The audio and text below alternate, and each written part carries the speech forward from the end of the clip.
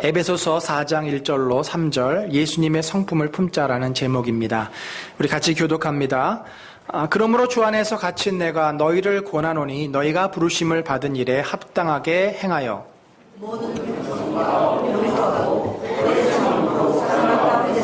같이 읽습니다. 평안에 매는 줄로 성령이 하나 되게 하신 것을 힘써 지키라. 아멘. 요즘처럼 이 사회적으로 사람의 인간성, 그러니까 줄여서 인성이죠. 인성이 강조되고 있는 시대가 없는 듯합니다. 최근에 올해부터 우리 박근혜 대통령이 이제 취임을 해서 일을 시작하셨는데 3월에 교육인적자원부의 보고를 받으면서 이런 지시를 했습니다. 인성교육을 바탕으로 아이들의 잠재력을 끌어내서 사회에 필요한 창조적인 그런 인재를 길러야 한다. 사실 기존의 지필고사 중심의 이 평가 방식이 바뀌어지기를 주문도 합니다. 이에 맞춰서 이 서남수 교육부 장관은 현재 진행되고 있는 지식 전달 위주의 수업을 협력과 토론을 통한 참여 수업으로 바꾸겠다. 이런 또 이야기를 합니다. 또 그래서 학생들이 이러한 수업에 참여함으로써 인성도 이제 좀 함양되는 그런 변화를 갖겠다라고 이야기를 합니다. 그래서 교육인적자원부는 올 8월까지 이 프로젝트를 교과별로 토론 중심의 또 프로젝트 중심의 협력 학습이라는 그런 모델을 만들기로 했습니다. 그래서 현재 2학기에는 올 들어 이제 하반기 2학기에는 약 37개 중학교에서 시범 운영을 하고 내년에는 전국의 초중고로 확대할 그럴 계획입니다. 심지어 여야 국회의원들이 이런 포럼을 만들었습니다. 국회 인성 교육 실천 포럼. 저도 이렇게 인터넷에서 검색하면서 처음 보았습니다.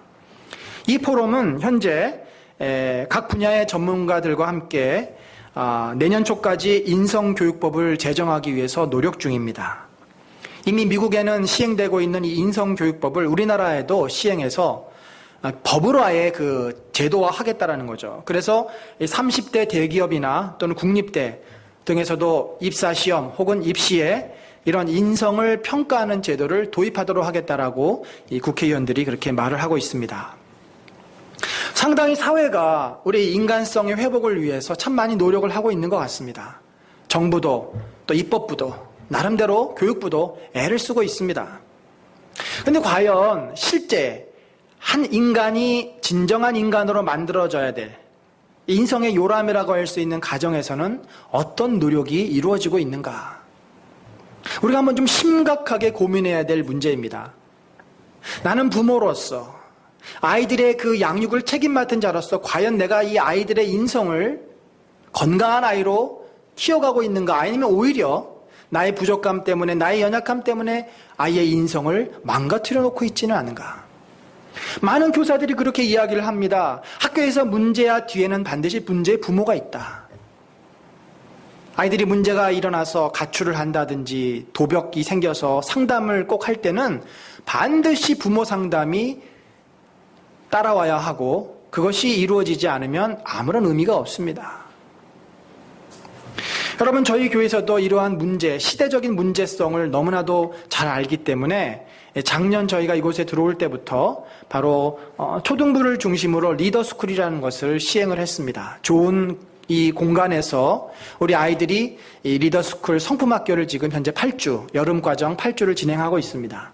매주 주일날 오후 1시부터 3시까지 진행하는데 아이들이 이제 주제를 맞추어서 겸손이면 겸손, 인내면 인내, 주제에 맞추어서 다양한 게임도 하고 또 토론도 하고 또 스토리텔링도 듣고 다양한 이러한 활동을 통하여서 아이들이 성품을 자기의 것으로 소화하는 굉장히 유익하고 건강한 프로그램들을 저희들이 시행하고 있고 또 결과론적으로 아이들이 물론 당장 인성이 바뀌어지는 것은 아니지만 아이들의 마음속에 참 귀한 열매들이 조금씩 맺어져 가는 것을 봅니다. 뿐만 아니라 아까 광고 시간에 말씀드렸던 가정과 교회를 이어주는 무지개 가정 예배도 어떻게 보면 아이들의 인성을 끌어낼 수 있고 변화시킬 수 있는 매우 중요한 그러한 제도 중에 하나입니다. 여러분, 그렇다면 여러분은 개인적으로 아이들의 인성을 올바르게 세워나가기 위해서 어떤 노력을 하고 계십니까? 아마도 우리 부모들의 그 뇌를, 특별히 엄마들의 뇌를 한번 스캔을 쫙 해보면 거의 80, 90%는 아이들의 공부에 대한 전략과 또 정보와 또 계획으로 가득 차 있지 않을까. 어느 학원을 보내야 이 아이들이 공부를 더 잘할 수 있고, 어느 선생에게 보내야 이 아이들이 더 점수를 올릴 수 있을까. 다양한 정보를 교환하고 정보를 얻느라 쉼 없이 뇌가 돌아가는 그런 구조가 아닐까 생각을 합니다. 지식은 사람을 유용하게는 할 수 있지만 우리의 인성을 건강하게 키워내지는 못합니다. 성경도 말하지 않습니까? 지식이 많으면 우리가 번뇌한다. 인간은 지혜로워야 되지, 지식이 많은 자가 되면 그 지식 때문에 오히려 해를 당할 수도 있어요. 여러분, 사실 가정에서 우리가 인성교육을 시키려면 이것이 왜 어려운가? 바로 우리 자신이 먼저 본을 보여야 되기 때문이죠. 우리가 변화되어지지 않고서는 아이들에게 이 가정에서 인성교육이라는 것은 해줄 수가 없습니다. 아이들이 막 서로 게임을 하다가 소리를 지르고 싸웁니다. 야, 너희들 조금 전까지 겸손하라고 배웠고 서로 협력하라고 배웠는데 왜 이렇게 소리 지르니? 아, 집에서 우리 엄마가 맨날 질러서 그래요. 그래서 아이들의 그 원인을 가만히 놓고 보면 엄마가 소리를 안 지르면 자기도 소리 안 지른다는 거죠. 들은 건 있어가지고. 미국의 트리니티 신학교의 테드 워드라는 교수가 이런 책을 썼습니다. 가치교육은 집에서부터. 가치교육은 집에서부터. 지식교육은 얼마든지 학교나 학원에서 할 수 있어요. 그러나 우리의 그 마음을 변화시키는 이 인성교육, 가치교육은 집에서 그것이 시작되지 않으면 어디 가서 애들이 그것을 배우겠습니까? 누가 그 아이들의 인성을 채워주고 배워줄 수 있겠어요? 이 워드 교수는 그렇게 말합니다. 아무리 사회가 혼란스럽고 가치관이 붕괴되어 있을지라도 아이들이 가정에서부터 바른 교육을 받으면, 성경적인 가치관, 바른 인성을 배우면 아이들은 올바르게 자라갈 수 있다. 이런 의미에서 저는 여러분이 예수 그리스도를 믿는다는 것, 교회 안에서 여러분이 여러분의 그 삶을 헌신할 수 있다는 것은 너무나 복된 일이라고 저는 확신합니다. 왜냐하면 우리의 신앙생활 자체가 나의 망가진 인성을 회복시켜주는, 마치 아이에게 있어서, 미숙아에 있어서 인큐베이터처럼 하나님의 은혜의 품이라고 하는 것은, 이 교회라고 하는 것은 우리의 망가진 인성을 회복시켜주는 그런 회복의 장소이기 때문에 그렇습니다. 여러분, 많은 세상 사람들은 인간성의 회복을 주장합니다.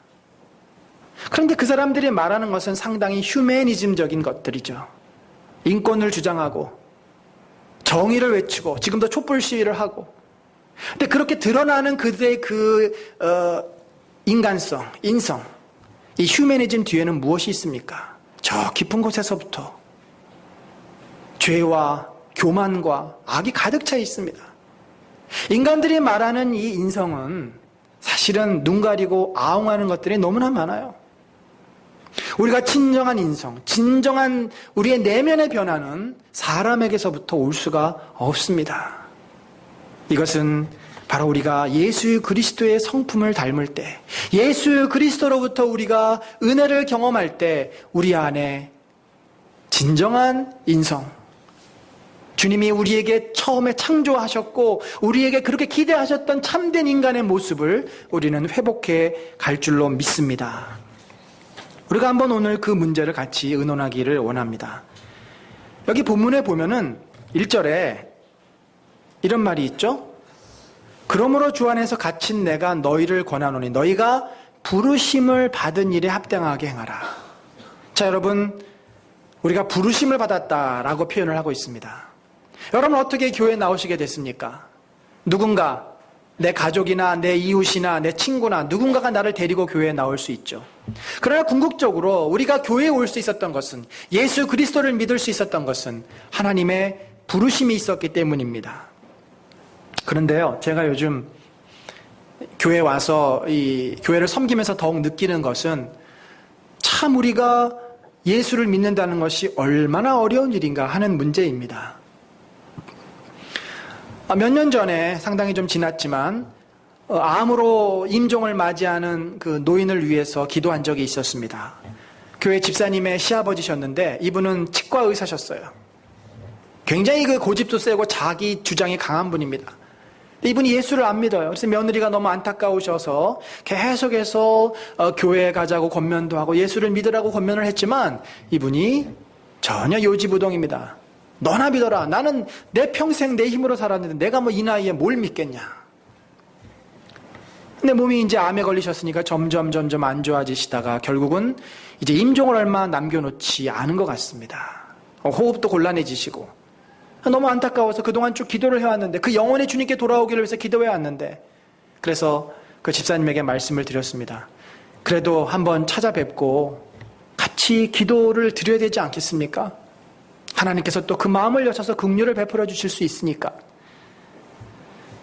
그래서 이분이 난감하죠. 본인도 그러고 싶은데 다시 한 번 더 부탁을 했지만 결국은 이분이 끝내 거절을 하고 그래서 제가 가지를 못했습니다. 결국 나중에 돌아가신 후에 임종 맞이하신 후에 영정사진 앞에 가서 예배를 드리는데 참 마음이 안 좋더라고요. 마음이 너무 안타까웠습니다.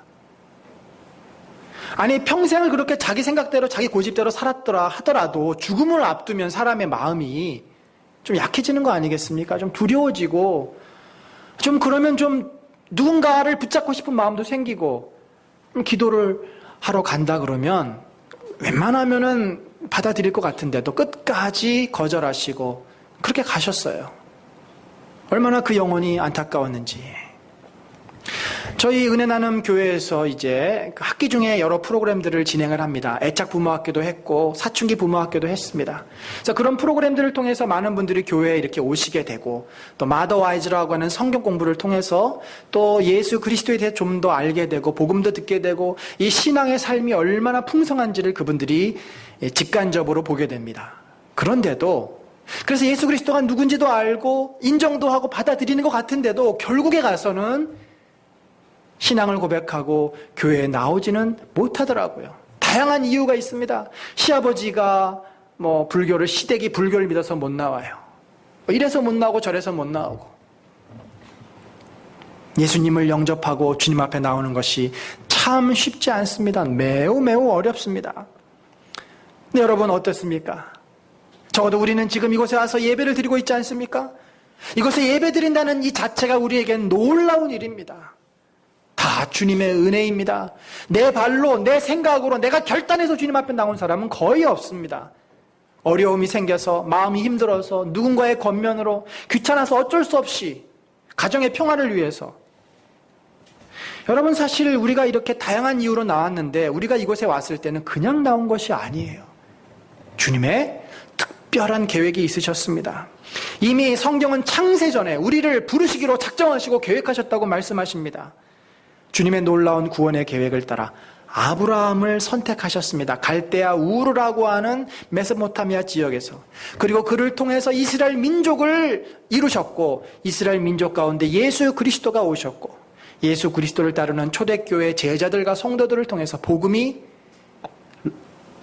유럽과 아시아에 퍼졌습니다. 그리고 그 복음은 지구를 반바퀴 돌아서 신대륙으로 갔고 드디어 그곳에 헌신된 젊은 사람들을 통해서 1880년대 이 땅에 들어왔고 그 복음이 결국은 저와 여러분에게까지 마음밭에 심기어진 것이 아니겠습니까? 우리가 지난주에 그런 비유를 봤죠. 씨 뿌리는 비유에서 농부가 씨를 뿌릴 때 어떤 기대감을 가지고 뿌립니까? 심심하니까 뿌릴까요? 적어도 농부가 씨를 뿌리고 농사를 지려고 할 때는 열매가 주렁주렁 맺어지기를 기대하는 마음으로 뿌리겠죠. 주님이 우리를 부르셨을 때는 괜히 부르신 것이 아닙니다. 저와 여러분을 이곳에 괜히 오게 하신 것이 아니에요. 주님의 특별한 계획과 특별한 뜻이 있습니다. 여러분, 아이들을 낳고 기르면서 아이들에게 뭘 기대하십니까? 가장 먼저는 좀 지 앞가름이라도 했으면 좋겠다. 그걸 기대하시겠죠. 내가 조금 똘똘하고 좀 잘하는 것 같으면 좀 더 기대감이 커집니다. 야, 이 녀석이 좀 훌륭한 사람이 돼서 겉은 얘 저 덕을 조금만이라도 봤으면 좋겠다. 속은 좀 크겠지만. 근데 여러분, 아이들 덕을 볼 때는 이 아들 가지신 분들은 절대 기대 안 하는 게 좋죠. 딸은 전 낳습니다만은 이런 말이 있더라고요. 아들을 낳으면 이 사춘기 전까지는 일촌입니다. 내 품 안의 자식이에요. 사춘기가 지나서 대학에 가면 갑자기 촌수가 확 늘어나서 사촌이 됩니다. 사촌. 그리고 군대 갔다 오면 더 멀어집니다. 육촌이 돼요. 그리고 장가 가면 거의 이제 포기하셔야 됩니다. 사돈의 팔촌. 장가 가서 애를 낳았다. 예, 이거는 해외 동포가 됩니다. 거의 찾아올 일이 없는. 뭐 모두 다 그러는 건 아니겠지만 사실 이게 보면 어떻게 보면 성경적이에요. 독립을 해서 아들은 자기의 가정을 이루어야 합니다. 너무 부모를 의존하고 찾아오는 것도 문제예요. 그러나 우리가 아이들을 기르면서 그 아이들에게 무언가를 얻기를, 내가 정말 데리고 내 마음대로 하기를 기대한다고 하는 것은 어리석은 생각입니다. 아이들은 잘 커서 자기들의 인생을 살도록 우리가 도와주는 거지 기대할 대상은 아니에요. 그럼에도 불구하고 우리는 아이들에게 기대감들이 있습니다. 이 아이들이 잘 자라주기를, 사회에서 그래도 뭔가 나름대로 자기 역할을 해주기를. 우리 주님도요, 우리들에게 기대감이 있으십니다. 어떤 기대가 있으실까요? 우리 한번 성경 말씀을 같이 읽어봅니다. 시작. 우리로 사랑 안에서 거룩하고 흠이 없게 하시려고 그의 은혜의 영광을 찬송하게 하려는 것이라 선한 일을 위하여 지음을 받았다. 자, 이것이 무엇이냐면 주님이 우리를 부르시고 구원하신 그 이유, 목적입니다. 우리가 거룩하고 흠이 없도록 하시기 위해서 우리를 부르신 거예요. 바로 그것은 누구의 모습입니까? 예수 그리스도의 모습이죠. 우리를 통해서 주님이 영광을 받으시고 찬송을 받기 위해서 부르셨습니다. 어떻게 해요? 우리가 주님의 자녀답게 살면, 서로 사랑하고 또 주님의 말씀처럼 거룩하게 살아가면 우리를 통해서 세상이 변화되고 우리를 통해서 하나님이 영광 받으시는 거죠. 주님은 우리에 대한 기대감이 있으십니다. 바로 오늘 본문 1절에서 이야기한 것처럼 부르심을 받은 일에 합당하게 행하기를 기대하시는 거죠. 자, 이게 무슨 말일까요? 하나님은 우리를 자녀로 부르셨습니다. 부르셨을 때는 우리가 하나님의 자녀답게 살도록 부르신 겁니다. 합당하게 산다. 그러면 가치 있게, 기대한 대로, 그런 뜻이에요. 하나님은 우리가 하나님의 자녀답게 그렇게 살아가기를 기대하고 원하고 계십니다. 여러분, 어떻게 사는 것이 하나님의 자녀다운 삶일까요? 레위기와 요한복음은 두 가지로 이야기를 합니다. 우리 한번 또 읽어봅니다. 레위기 시작. 나는 너희의 하나님이 되려고 너희를 애굽 땅에서 인도하여 낸 여호와라. 내가 거룩하니 너희도 거룩하라. 요한복음 시작. 내가 너희를 사랑한 것 같이 너희도 서로 사랑하라. 너희가 서로 사랑하면 이로써 모든 사람들이 너희가 내 제자인 줄 알리라. 아멘. 하나님은 우리를 부르셔서 하나님의 모습처럼 그렇게 변화되기를 기대하십니다. 노예였고 죄인이었던 이스라엘 백성을 부르셨습니다. 애굽의 우상을 섬겼던 저들을 부르셨습니다. 그리고 이제는 그들이 하나님의 백성이 되기를 원하십니다. 노예가 아니라 자유인입니다. 그전에는 우상을 섬겼지만 이제 하나님을 섬깁니다. 하나님은 인격의 하나님입니다. 사랑의 하나님입니다. 공의의 하나님입니다. 그래서 하나님이 기뻐하시는 삶이 무엇인지를 율법을 통해서 알려주셨어요. 그것은 구별된 삶, 거룩한 삶이죠. 악한 삶이 아닙니다. 서로 사랑하는 삶입니다. 서로 존중하고 하나님을 경외하고 서로 사랑하는 삶. 그 예수 그리스도도 마찬가지예요. 내 하나님을 사랑하고 내 이웃을 사랑하라. 서로 사랑하라. 구약에서는 이것을 거룩이라는 표현으로 썼습니다. 왜냐하면 그 당시에 모든 세상에서는 사랑이라는 것이 없으니까. 서로 죽이고 죽고 물고 물어뜯는 것이 세상의 모든 가치요 질서니까. 거룩은 구별입니다. 너희는 저들과 같이 그렇게 서로 죽이는 삶을 살지 말고 구별된 삶. 그 내용을 보면 사랑이에요. 하나님을 사랑하고 서로 존중하고 사랑하라. 바로 예수 그리스도께서 제자들에게 말씀하셨습니다. 서로 사랑하라. 우리는 세상 사람들과 구별된 삶을 살도록 부르심을 받았습니다. 세상 사람들은 가치관이 무엇일까요? 이 땅에서 성공하고 잘 먹고 잘 사는 거죠. 그렇지만 우리는 하나님께서 하나님 나라에 맞는 가치관을 주셨어요. 그것은 부르심을 받은 사명을 위해서 사는 삶입니다. 서로 돕고 하나님께 영광을 돌리는 삶. 그래서 우리는 가치관도 다르고 윤리 기준도 달라요. 남들은 성공을 위해서 수단 방법을 가리지 않고 달려갈 때 우리는 주님이 주신 사명을 위해서 살아갑니다.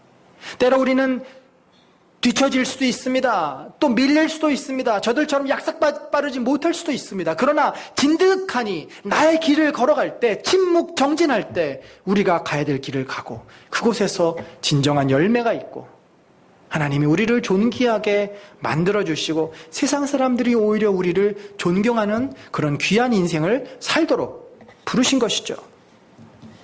세상에 많은 사람들은 심지어 자식을 위해서라고 말하지만 자기를 위해서 자식을 지옥과도 같은 그 입시 지옥으로 보내지 않습니까?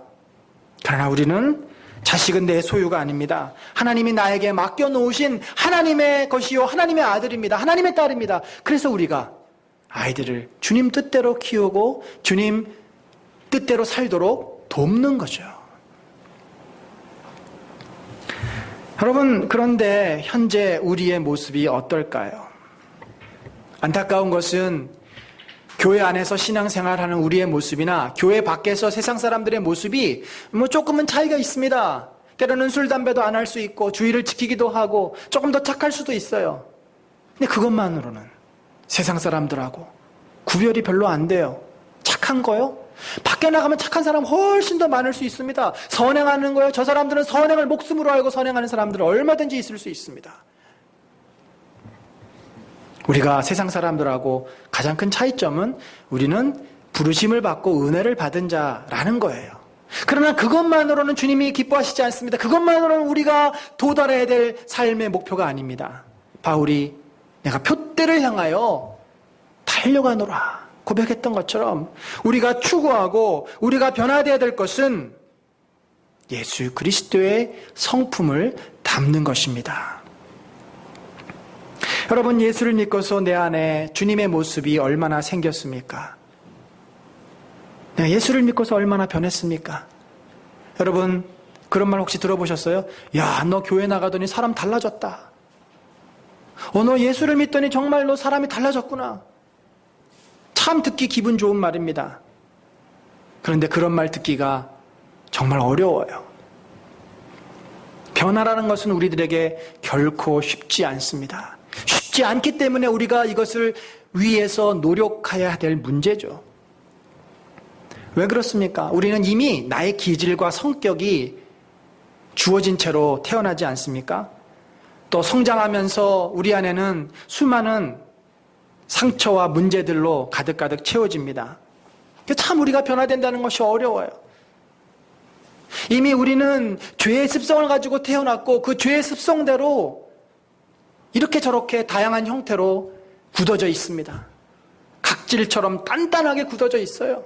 교만함과 거짓과 합리화와 다양한 죄악으로 우리는 굳어져 있습니다. 그래서 심지어 성도님들 가운데 이런 말을 하시는 분이 있어요. 우리 남편이 변화된다고요? 우리 남편이 변화되면 그거는 지구가 종말할 때입니다. 하도 남편이 변화가 안 되니까 사람에 대한 기대감도 없어요. 여러분, 맞습니다. 정말 사람이 변화된다는 것은 너무 어려운 일이에요. 우리 자신도 변화된다는 것이 너무 어려워요. 그런데도 우리는 우리 아이들이 변화되기를 기대하면서 아이들에게 소리를 질러대지 않습니까? 그러니까 어떻게 보면은 참 어리석은 사람들이 어리석은 짓을 하고 있는 거예요. 애들이 아무리 부모가 소리 질러도 지가 살고 싶은 대로 결국은 살게 됩니다. 속지 마세요. 여러분, 그렇다면 이 문제를 우리가 어떻게 풀어가야 될 것인가? 분명한 사실이 하나 있습니다. 내 성격과 기질은 바꿀 수는 없지만 우리가 성품을 가질 수는 있어요. 성품이라고 하는 것은 노력과 후천적인 환경의 변화를 통해서 우리에게 주어지는 것이죠. 성격과 기질은 내 DNA 속에 이미 들어가 있는 거예요. 바로 과거의 내 모습에서 새로운 모습으로 변화될 수 있는 유일한 가능성은 우리가 예수 그리스도의 성품을 품는 것입니다. 우리가 예수 그리스도의 성품을 배우는 거예요. 주님이 주신 그 성품을 닮아가는 것이죠. 그래서 바울은 에베소서 4장 15절에 우리 같이 한번 읽습니다. 시작. 오직 사랑 안에서 참된 것을 하여 범사에 그에게까지 자랄지라. 그는 머리니 곧 그리스도라. 그리스도가 우리 인생의 멘토가 되고 우리 삶의 표대가 되고 우리의 목표가 되어야 된다는 거죠. 우리의 변화의 본이 되어야 된다는 것입니다. 여러분, 우리는 주님의 성품, 주님의 마음을 품어야 됩니다. 주님은 어떤 분이십니까? 주님이 팔복을 우리에게 말씀해 주셨어요. 그런데 팔복은 상당히 오늘 바울이 표현한 이 겸손과 온유, 오래 참음, 사랑, 용납, 평안, 이것과 상당히 유사합니다. 또 성령의 9가지 열매하고도 이 덕목들이 상당히 오버랩돼요. 결국 그 얘기는 뭡니까? 이 모든 것들이 우리 주님의 마음이라는 거죠. 주님의 성품이라는 거예요. 주님은 어떤 분이십니까? 나는 온유하고 겸손하다. 온유하고 겸손하다. 빌립보서에 보면은 너희가 이 마음을 품어라. 바로 주님의 마음이다. 우리 주 예수 그리스도의 마음이다. 그는 하나님과 같은 본체시나 그 영광의 자리를 내려놓으시고 어떻게 되셨습니까? 천하고 낮은 이 자리까지 내려오시는 겸손의 모습. 온유라고 하는 것은 늘 따뜻한 표정으로 환하게 영접해주고 받아주는 모습이죠. 아무리 짜증날 상황에서도 그것을 이해하고 받아주는 모습. 인자하신 주님의 모습입니다. 우리는 결코 온유할 수 없어요. 조금만 지나면 못 참습니다. 화가 올라옵니다. 분노가 치밀어 오릅니다. 우리 겸손할 수 없습니다. 늘 마음속에서 누가 나를 인정해주지 않으면 화가 불끈불끈 올라옵니다. 어떻게 하면 내가 좀 더 인정을 받을까? 이것이 늘 관심사입니다. 예수의 마음, 온유하시고 겸손하신 주님. 오래 참는 문제요. 우리 한국 사람들이 제일 못하는 것 중에 하나가 오래 참음이죠. 저도 그렇고 우리 모두가 이 오래 참는 문제는 정말 취약합니다. 그래서 이런 또 얘기도 있어요. 미국 사람들은 아이스크림을 먹을 때 어떻게 먹죠? 핥아 먹어요. 근데 우리는 아이스크림을 씹어 먹습니다. 또 미국 사람들이 추파춥스 사탕을 먹을 때 어떻게 먹습니까? 돌려가면서 빨아 먹어요. 우리는 몇 번 빨다가 아그작 또 씹어 먹어요. 못 참습니다. 커피, 자판기에 커피 컵 나오기도 전에 손 들어가 있어요. 제가 그래요, 제가 그렇습니다. 참 성격도 급하고 빨리빨리 되어야 하고 인내하지 못하는 게 우리 습성이에요. 근데 주님은 그런 이야기를 하시지 않습니까? 내가 너희를 얼마나 오랫동안 참아야 되느냐? 제자들이 늘 제자리 걸음 이 믿음이 적은 자들아. 그럼에도 불구하고 또 참으시고 베드로가 예수님을 배반함에도 불구하고 또 참으시고 끝까지 참으시는 주님. 이런 마음은 바로 주님의 사랑에서 나옵니다. 베드로가 질문합니다. 우리가 그러면 7번 정도는 용서해 줘야 됩니까? 아니다. 7번씩 70번을 용서해라. 7번씩 70번이라도 용서해라. 그 얘기는 뭐예요? 490번? 물론 490번을 반복해서 용서할 수 있겠습니까? 그 자체도 불가능하지만 7과 70이라고 하는 숫자, 완전수입니다. 완전수가 더블이 되면 그건 우리 표현하면 대박 완전수죠. 그러니까 이거는 끝까지 무한하게 용납하라. 여러분, 여러분의 아이들이 변화되기를 원하십니까? 그러면 아이들의 있는 모습을 그대로 받아주세요. 그것이 진정한 용납입니다. 사람이 용납을 받지 않으면 절대 변화될 수 없어요. 아이들이 지금 잘못을 했다 할지라도, 망가졌을지라도, 여러분이 기대하는 모습과 전혀 다른 결과를 낳았을지라도 일단 그 상황을 받아들이고 인정해야 됩니다. 대부분 사람들은 그 상황 자체를 인정하고 싶어 하지 않아요. 그 자체를 거절합니다. 그러다 보니까 아이의 인격도 거절되고 아이가 부모에게 다가올 틈을 주지를 못해요. 그러나 일단 용납을 하고 받아주면 거기에서 변화는 시작이 됩니다. 아이들도 압니다. 자기가 뭘 잘못했는지.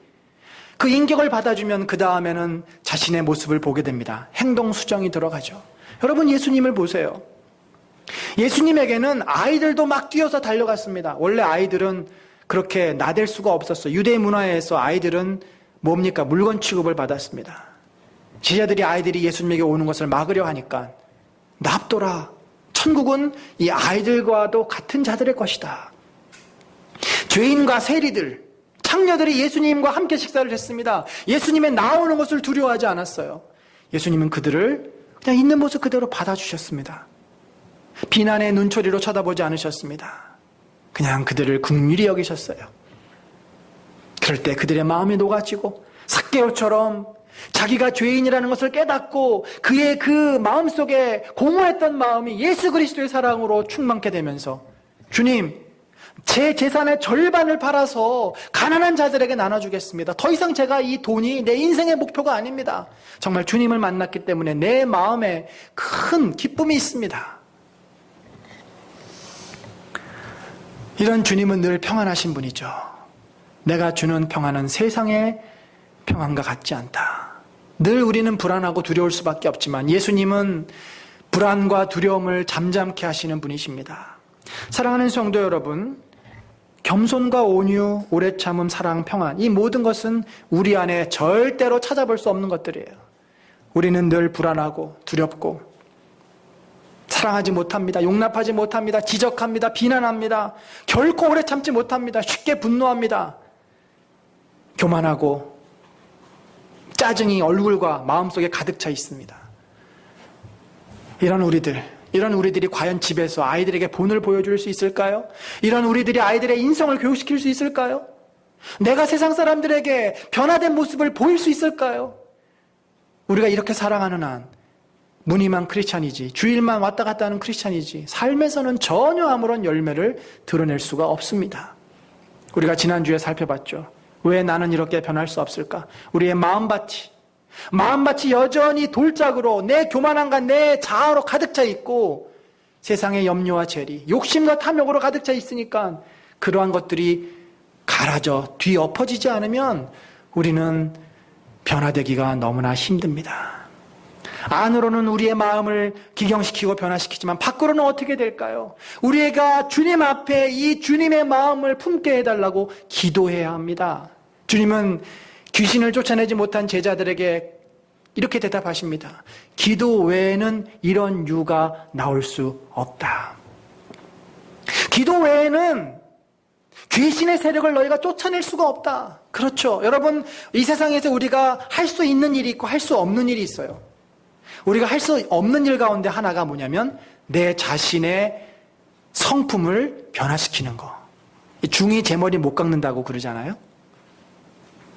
귀신을 쫓아내는 거 우리의 지식과 능력으로 할 수 없습니다. 그럼 어떻게 해야 되겠습니까? 이런 유는 기도 외에는 날 수가 없다. 여러분, 기도가 뭐예요? 하나님의 능력의 통로입니다. 하나님이 나에게 찾아오셔서 나를 통해서 일하시기를 내가 어드미트하는 거예요. 나 자신을 커미트하는 겁니다. 주님과 함께 주님께 나를 드리는 것이 기도예요. 기도의 능력이 있는 자는 변화를 경험합니다. 그러나 아무리 내 머리로 지식으로 우리가 살아가려고 해서는 절대 변화가 되지 않아요. 제자 훈련의 한계가 그런 거예요. 머리로 하는 이러한 훈련은 우리에게 어느 정도의 그 깨우침과 도전의식은 줄 수 있지만 그러나 내 삶이 변하도록은 하지 못합니다. 이제 말씀을 정리합니다. 주님은 우리를 놀라운 계획과 뜻 가운데 부르셨습니다. 그리고 부르셨을 때 우리에게 기대가 있으세요. 내가 거룩하니 너희도 거룩하라. 주님처럼 우리가 변화되기를 원하십니다. 그래서 주님과 교제하고 세상 사람들에게 그리스도의 향기가 되기를 원하시고 그리스도의 영광을 드러내는 삶을 살기를 원하십니다. 나 하나로 인하여서 우리 시댁이 변화되고 나 하나로 인하여서 내 가족이 변화되고 나 하나로 인하여서 내 직장 동료들이 변화되어지고 나 하나로 인하여서 우리 학부용들이 변화되어지기를 주님이 기대하고 원하십니다. 너무나도 소중하고 가치 있는 일이지만 우리에게는 불가능해 보이는, 우리에게는 너무나 어렵고 힘들어 보이는 일을 어떻게 할 수 있겠습니까? 바로 우리가 주님 앞에 주님의 마음, 예수 그리스도의 성품을 품게 해달라고 기도해야 합니다. 여러분 기도하십시다. 여러분 자식의 문제를 위해서도 기도해야 합니다. 나의 직장의 문제를 위해서도 기도해야 합니다. 그러나 내 내면이 변화되어지도록 바울은 에베소 교회를 향해서 골로새 교회를 향해서 빌립보 교회를 향해서 그들의 사랑이 자라가도록 기도했습니다. 그들의 믿음이 뿌리를 내리며 그들의 사랑이 자라가도록 풍성해지도록 기도했어요. 여러분 우리가 주님의 마음을 품도록 기도합시다. 여러분의 개인 골방에서 기도할 때마다 주님, 제 안에 없는 주님의 성품, 예수 그리스도의 성품을 담게 하여 주시옵소서. 겸손과 온유와 오래 참음과 사랑과 용납과 평안이 늘 내 마음에 넘치게 하여 주시옵소서. 예수의 마음을 품게 하여 주시옵소서. 이러한 기도의 제목이 여러분 마음속에, 여러분 입속에, 여러분 머릿속에 가득가득 채워져서 날마다 순간마다 기도하시고 기도함으로써 그렇게 변화되어지는 예수님을 닮아가는, 그래서 주님이 우리를 통해서 기뻐하시는 복된 인생들 되시기를 예수 그리스도의 이름으로 간절히 축원합니다. 아멘. 우리 같이 기도